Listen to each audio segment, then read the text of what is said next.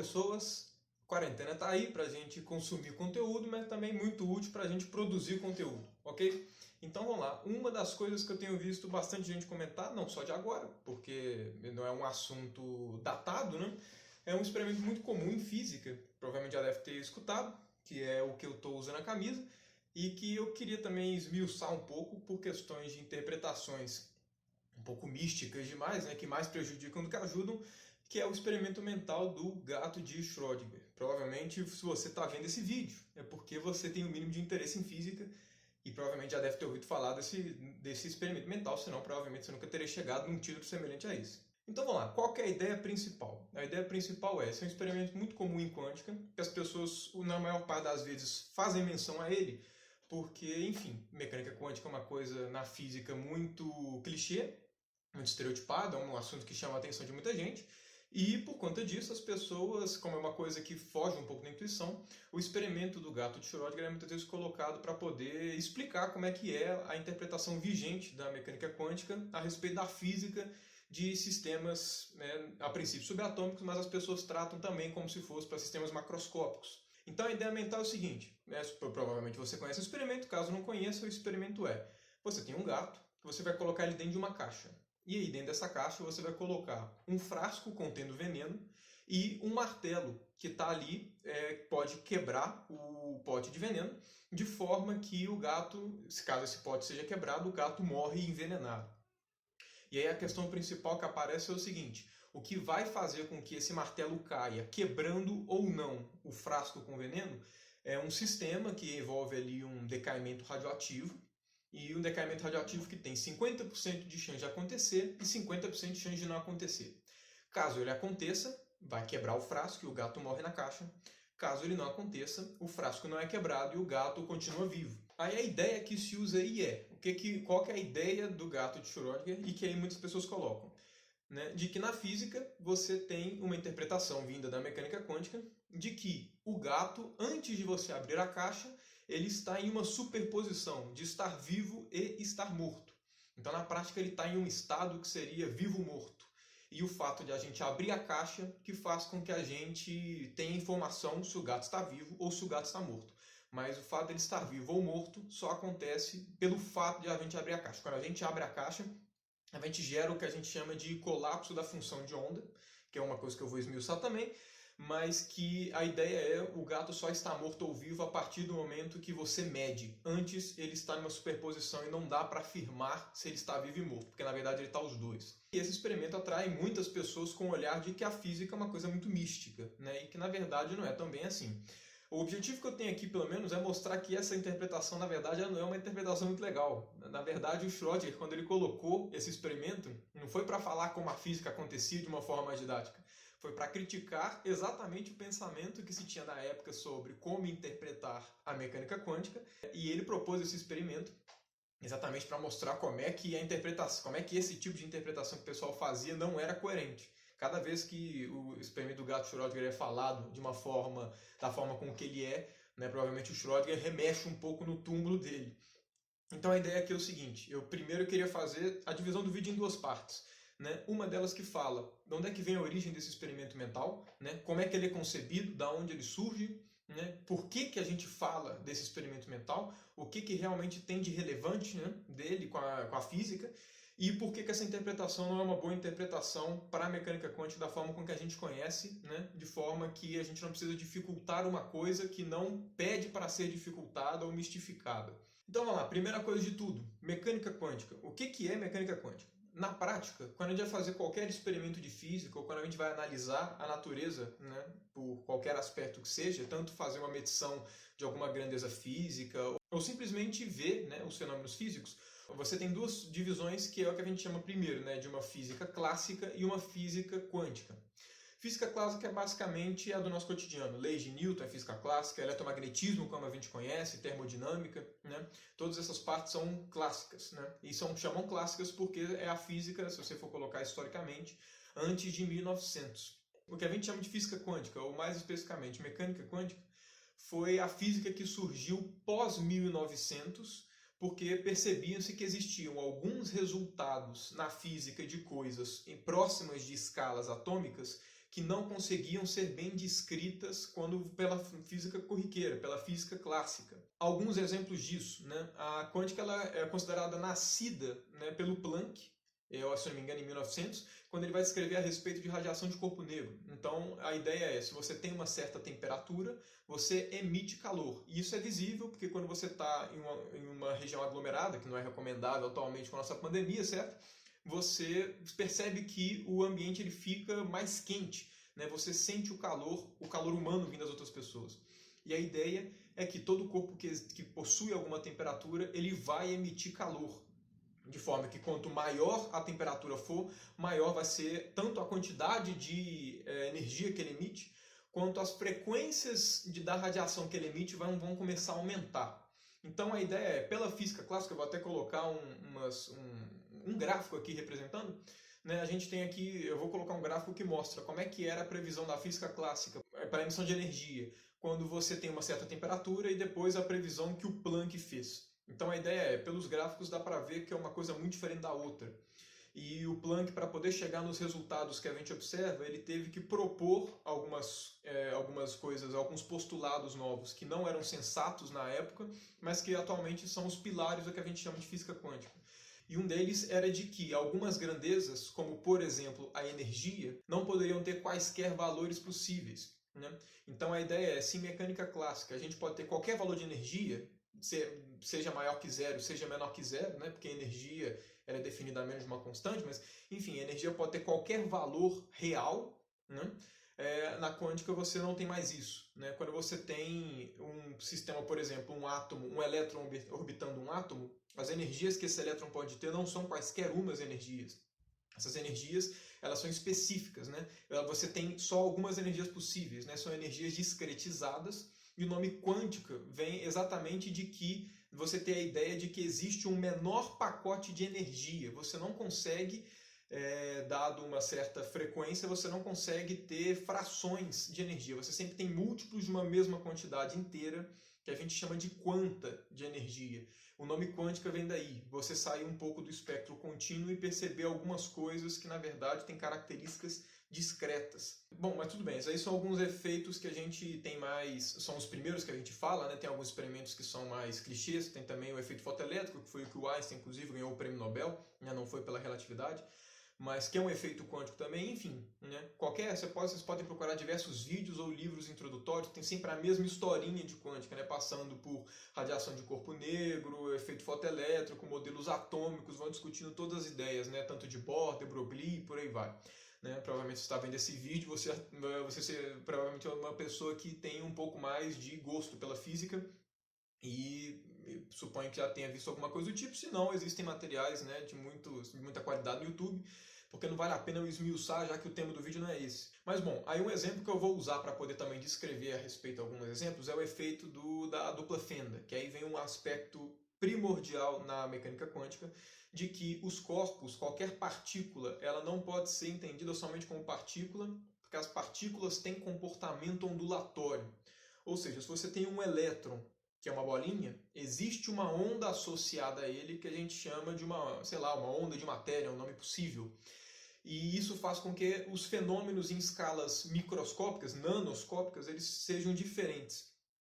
E a ideia principal na quântica, igual a gente tem uma equação nas leis de Newton, que é força igual a massa vezes aceleração, que ela descreve a dinâmica de um sistema, né, dado qual que é a dinâmica de uma partícula, como partículas fundamentais, não necessariamente fundamentais, mas muito pequenas, elas são descritas pela quântica. A equação, equivalente à segunda lei de Newton, que é a equação de Schrödinger, ela descreve o comportamento dessa onda associada à partícula. Né? E aí vai carregar um monte de informação que a gente tem em quântica a mais. Qual é uma outra informação que a gente tem? Os eventos em quântica são probabilísticos.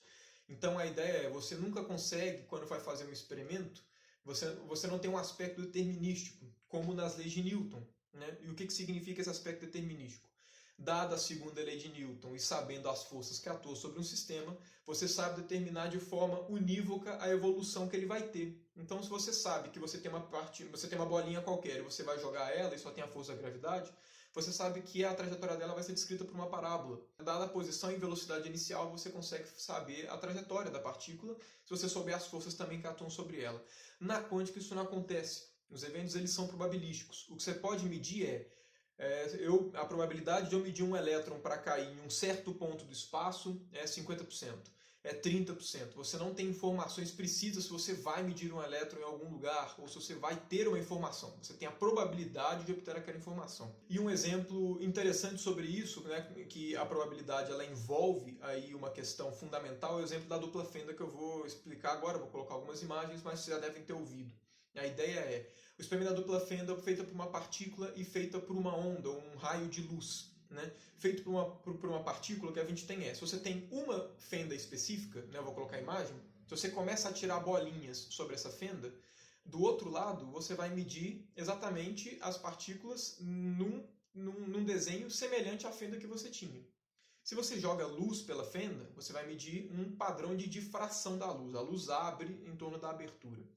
Se você coloca duas fendas e joga partículas, as partículas vão ser medidas do outro lado exatamente na continuação das fendas. Então vão ter duas fendas bonitinhas das partículas que chegaram do outro lado. Agora, se você se você joga luz em uma dupla fenda, o que você observa é um padrão de interferência. E esse experimento é muito conhecido, é o experimento da dupla fenda de Young.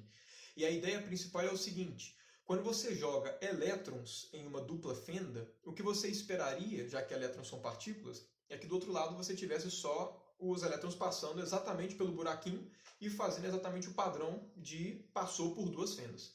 Mas o que você observa com o passar do tempo, você começa a mandar um monte de elétron ao mesmo tempo, e você tem exatamente um padrão, que é o que eu vou mostrar na imagem aqui, que é exatamente um padrão de interferência, que é um claro, escuro, que é análogo, no caso de elétron, a T elétron, não T elétron, T elétron, não T elétron.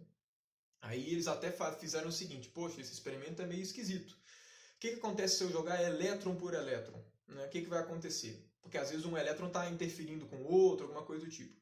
Eles fizeram o mesmo experimento, repetindo elétron por elétron, e aí tem as imagens aqui que eu estou mandando. Né? Essa primeira imagem daqui é jogando alguns só, aí depois eles jogaram mais, depois jogaram mais, e depois jogaram mais, e obtiveram o mesmo padrão. E a ideia é, como é que eu faço para saber aonde o elétron vai bater? Né? É uma questão de probabilidade. Você não consegue, emitindo um elétron, sabendo aonde é que ele vai bater nessa tábua de medida. Você consegue inferir a probabilidade que ele tem para bater em um certo ponto. Então, quando você coloca o aspecto probabilístico e de que existe uma onda associada ao elétron, e essa onda descreve as probabilidades dele ser encontrado, você consegue ter a sua teoria muito bem descrita, né, e sem ambiguidade. Você chega nos resultados que a gente observa, que é o que a gente chama de mecânica quântica. Outro aspecto fundamental que a gente tem em quântica é que tem grandezas que você não consegue medir simultaneamente. Né? Tem grandezas que estão extremamente correlacionadas. Correlacionadas não, estão relacionadas. Correlação é outro termo que a gente usa em física, mas enfim. A ideia é, se você medir, você deve ter ouvido falar isso, princípio de incerteza, se você mede a posição de uma partícula com precisão, você não consegue medir o momento dela, né, a velocidade dela no caso. Ou se você tem com total precisão a velocidade de uma partícula, você não consegue descrever aonde ela está. Né? E isso daí não é por uma incapacidade experimental, é por uma incapacidade conceitual. A física não te permite medir grandezas simultaneamente, né, dependendo das grandezas. Tem certas grandezas que estão associadas umas às outras e você não consegue medi-las simultaneamente com precisão. Né? Inclusive, esse foi um dos aspectos que, quando surgiu a teoria, né, tanto o aspecto probabilístico quanto os princípios de certeza, que quando surgiu, tiveram alguns físicos, por exemplo, Einstein, que não acreditavam na mecânica quântica. Eles acreditavam que existiam o que a gente chamava de, variáveis ocultas. Então a ideia era, não é que a física é probabilística, é que a gente não tem todas as informações do sistema. Se a gente as tivesse, ela não seria probabilística. Ela só parece ser probabilística porque a gente não tem todas as informações do sistema. Né? Depois, com o tempo, né, isso provou-se ser lorota. Né? Não existem essas tais variáveis ocultas. A mecânica quântica é de fato probabilística. A física é assim. E aí envolve um ponto fundamental, que é da onde nasce a interpretação e da onde nasce o problema do gato de Schrödinger. Ficar um pouco mais claro, vamos supor o seguinte, para poder ficar um pouco didático, como é que a gente faz para escrever, eu não vou adentrar muito no formalismo, mas é só para vocês terem a ideia de como é que a gente faz para fazer as contas em quântica e da onde nasce essa interpretação que culmina no gato de Schrödinger. A ideia é, imagina que uma partícula quântica ela tem uma propriedade que ela pode ser descrita por uma letra. Quando você mede um elétron, ele te passa ou a letra A ou a letra B. Imagina que essa seja a situação. Então a ideia é, você tem um elétron ali, toda vez que você medir ele, ele vai te passar a letra A ou vai medir a letra B. E com igual probabilidade de medir uma ou outra. Então a ideia é, como é que a gente faz para representar o nosso sistema físico? A gente representa com esse terminho que a gente está escrevendo. Ele é só para poder representar que o nosso estado é isso daí. Aí a ideia é, a gente pode medir o elétron e obter a letra A, que eu vou representar por esse terminho, ou medir e obter a letra B, que eu vou representar por esse outro terminho, certo? Medir A ou medir B. As probabilidades de se obter A e se obter B são iguais. Aí, como é que eu faço para representar meu estado? Uma das formas possíveis de eu representar meu sistema é somando eles. Então fica desse jeito aqui que está na tela. Aí a ideia principal é, como é que muitas pessoas interpretam isso? Aí a ideia é, quando você medir, você vai medir, por exemplo, você mede o elétron e ele na verdade te passou a medida A. Então toda vez que você medir a letra A, significa que esse seu estado, que era uma soma de A com B, vai virar só o estado A, porque você mediu o estado e você viu que ele é A. Ou se você medisse só o estado B, ele passaria a ser só B, porque o seu estado é B. Aí como é que, tudo em física, a gente tenta interpretar, né, de formas devidas. Como é que foi a interpretação que davam na época, que é a interpretação mais famosa, chama interpretação de Copenhague. A ideia é, você tem o seu estado, que é uma superposição de A e B. Então, a ideia que se faz é, no início, o seu estado é uma superposição dos dois. O seu estado não é nem A e o seu estado não é nem B. E quando você mede ele e obtém A, por exemplo, o seu estado vira só A. Então, toda vez que você mede o estado, existe uma coisa que a gente chama de colapso da função de onda. Esse objeto que eu estou colocando aqui chama função de onda.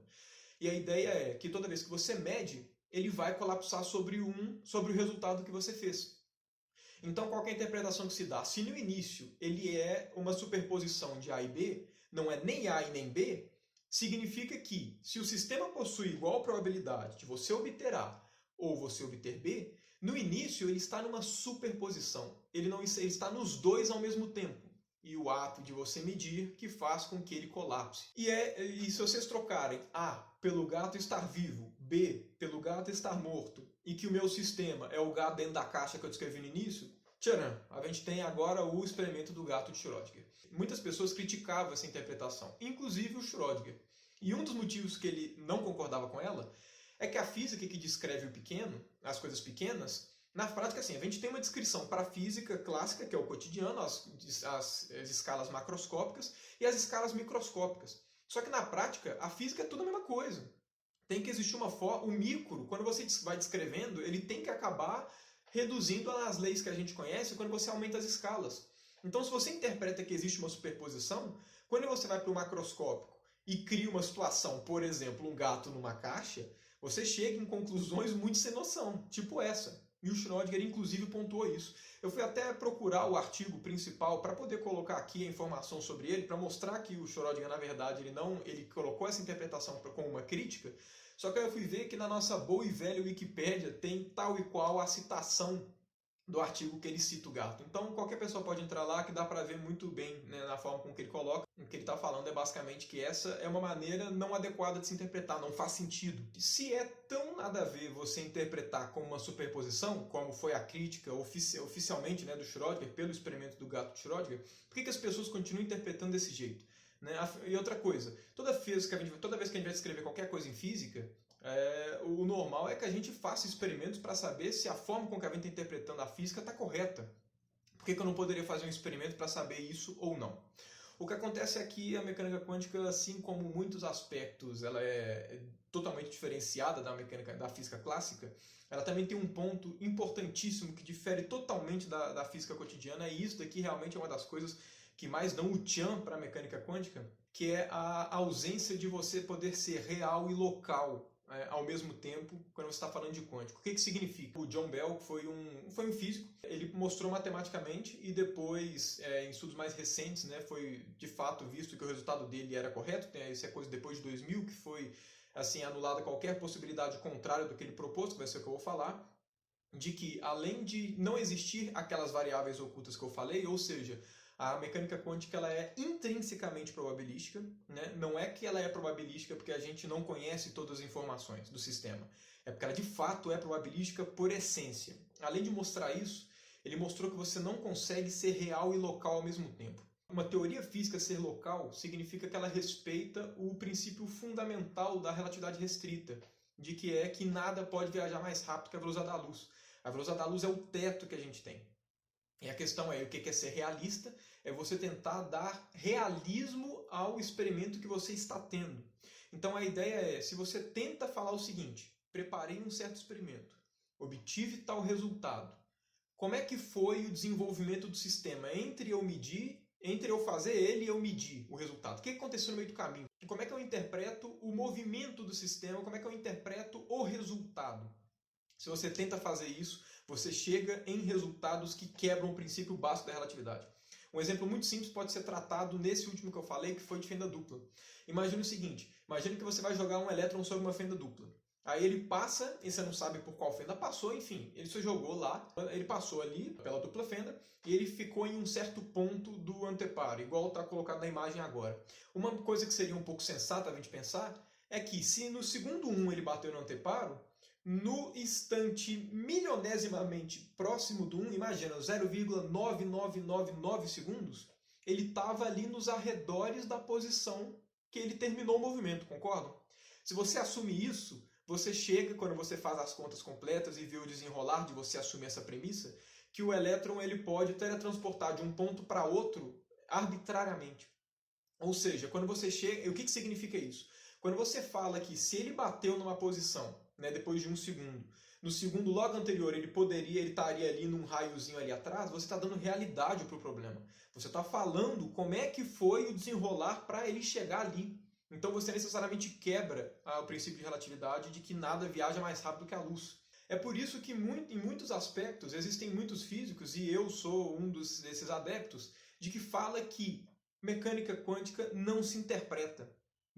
A mecânica quântica e a desigualdade de Bell, ela te fala isso, tem outros aspectos, né, mais fundamentais que te falam isso, mas se você faz o experimento e você mede um certo resultado, não dá, você é incapaz de saber com precisão, você não dá para saber, é uma imprecisão física, não tecnológica, saber o que aconteceu no meio do caminho. Se você não sabe e não consegue testar para saber se a sua interpretação é coerente, não faz sentido você saber o que aconteceu no meio do caminho. A teoria não te permite ter esse resultado.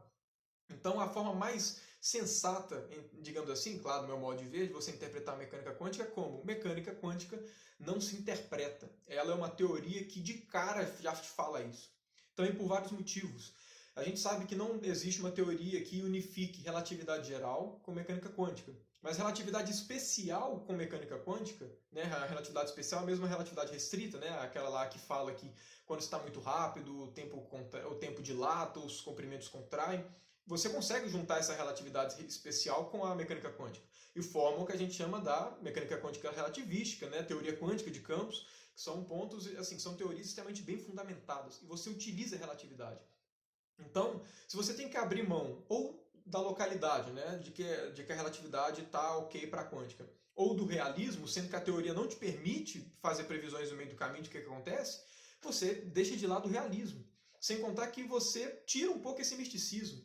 Né? Você não precisa interpretar que o gato estava vivo e morto, e isso realmente não é sensato. Então por que você vai fazer isso?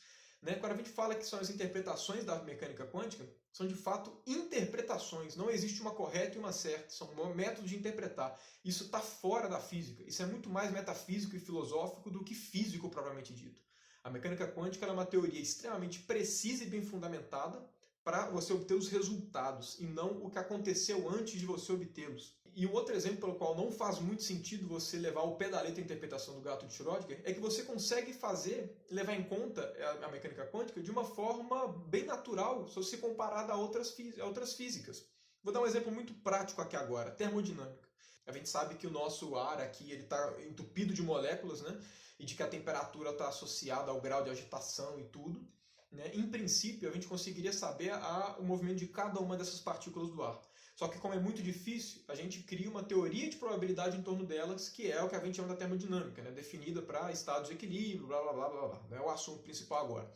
Mas o ponto principal que eu gostaria de falar é o seguinte: temperatura. A gente define temperatura em termodinâmica como sendo uma grandeza associada à energia média de movimento das partículas do ar. Então, se você considera que o ar tem um monte de bolinha, né, um monte de moléculazinhas, e você tira, cada uma delas vai ter moléculas mais rápido, mais devagar, mas a questão é que elas estão se movimentando. E a movimentação dela batendo na nossa pele, né, as moléculas de ar batendo e tudo, transferem energia para a gente, e a gente interpreta isso como temperatura, certo? Grau de agitação médio das partículas. Tal e qual a gente vê no segundo ano do ensino médio. E a ideia principal é o seguinte: existe uma relação, né, que é o que está relacionada à termodinâmica, que é o que a gente chama de estatística de Boltzmann. A ideia é, eu estou aqui num quarto, existe ar aqui dentro. Imagina que esse ar está a uma temperatura de 25 graus. A ideia é, se ele está a uma temperatura de 25 graus, existe um modelo que te fala, olha, se você analisar partícula por partícula, ela pode estar muito rápida, né, que seria ter muita energia, ela pode estar muito devagar, que significa que ela tem pouca energia, né, e a média dela, né, a média dessas energias, né, dado uma certa manipulação, vai te retornar a temperatura que você está. Porém, se você por um acaso chega e fala assim, eu vou pegar uma molécula aqui do ar do meu quarto de forma aleatória e medir qual que é a energia dela. Ela pode ter várias energias, mas a probabilidade de ter algumas energias é maior do que ter de outras. Enfim, é uma questão de probabilidade. Quando a gente fala isso, de que a gente tem uma certa probabilidade de se medir uma energia para uma molécula de ar, dado que ela está em um ambiente com uma temperatura de 25 graus, não faz sentido eu falar que antes de eu medir essa energia, ela estava com todas as energias ao mesmo tempo, e o fato de eu medir que fez com que ela tivesse aquela energia. É igual, se você pega na população, ao acaso, alguma pessoa, existe uma certa probabilidade dela ter votado em um candidato A e uma certa probabilidade dela votar num candidato B. Aí vamos supor que as pesquisas falam que existe 50% de chance de uma pessoa no Brasil votar no candidato A e uma 50% de chance de uma pessoa votar no candidato B. Antes de você perguntar para a pessoa qual que é o candidato dela, ela não votou, ela não gosta do A e do B ao mesmo tempo, e o fato de você perguntar que faz com que ela goste de um ou de outro. Como é que você interpreta uma teoria probabilística? Uma teoria probabilística é, se eu perguntar para diversas pessoas, né, um número arbitrariamente grande de pessoas, eu vou perceber que metade delas gostam mais do candidato A e 50% mais gostam do candidato B. No exemplo da temperatura, o que significa você ter uma distribuição de probabilidade de energia que você pega para uma molécula do ar? Significa que se você pegar um número muito grande de moléculas no ar, a uma temperatura de 25 graus, e medir a energia delas, você vai obter mais ou menos uma questão do tipo, a cada 100 partículas que eu meço, só uma tem uma energia muito grande, só uma está parada, mas a maior parte delas está ali com um movimento pequenininho, um movimento médio. É isso que significa a probabilidade. Se você pega muitas coisas e faz o teste, você vai obter mais ou menos o que a probabilidade fala. Então por que eu vou interpretar a quântica de outra forma? Quando eu escrevo aquele estado daquela forma que eu falei, né, de que o elétron pode falar A ou pode falar B, como é que é a maneira mais sensata de você interpretar essa questão? Se eu tiver um monte de elétrons e eu ouvir todos eles, para ver se eles vão falar A ou se eles vão falar B, eu vou perceber que metade deles falam A e metade deles falam B. Basicamente isso. Teoria probabilística é isso. É uma teoria que te fala qual que é a ideia, o resultado ele vai tender a ser qual quando você pega uma amostra muito grande. Então você não precisa de nenhum misticismo. Então qual que é a forma que a quântica atualmente, a visão mais moderna que tem sido aceito mais, né, que é essa ideia de que você não interpreta a mecânica quântica, né, no sentido de tentar dar realismo para ela, né, porque você não quer quebrar a relatividade, nem precisa, na verdade. Né? Aí a ideia é, o que significa o estado ser uma superposição de A com B? Não significa que ele está em A e B ao mesmo tempo, só significa que se eu pegar um número grande de elétrons e perguntar para eles A ou B, metade vai falar A, metade vai falar B. Ou seja, se eu repetir o experimento do gato de Schrödinger infinitas vezes, eu vou perceber que vai ter um gato morto na caixa, metade delas, e um gato vivo na caixa, na outra metade das vezes. Basicamente isso. E se você usa essa interpretação, você não cai em nenhum misticismo em quântica, você não cai em nenhuma interpretação sem noção, e você está descrevendo exatamente a realidade. E isso é extremamente importante, Porque esses aspectos em quântica levam muitas má interpretações de que o ato de você fazer tal coisa que leva o fenômeno a acontecer. Então, se eu pensar positivamente, necessariamente as coisas vão colapsar. Isso não, abre alas para misticismo e coisas que falam que quântica tem a ver com espiritualidade, e não tem nada disso. Mecânica quântica é uma teoria probabilística, com fundamentação matemática pesada, que descreve fenômenos físicos em escalas nanoscópicas, em escalas pequenas. Nada mais do que isso. Ela faz isso desde o início do século passado e faz isso com perfeição. Então a ideia é mais ou menos essa. Espero que tenha gostado do vídeo. Espero não ter quebrado suas expectativas, né? Afinal de contas, a física tem muita coisa legal. A gente não precisa se ater aos casos que são místicos, né? A física tem muitas coisas legais por conta própria para a gente levar em consideração e não ter que ficar levando em conta interpretações esquisitas que podem ser excluídas. Então, é isso. Valeu pela audiência, né? Um abraço para vocês.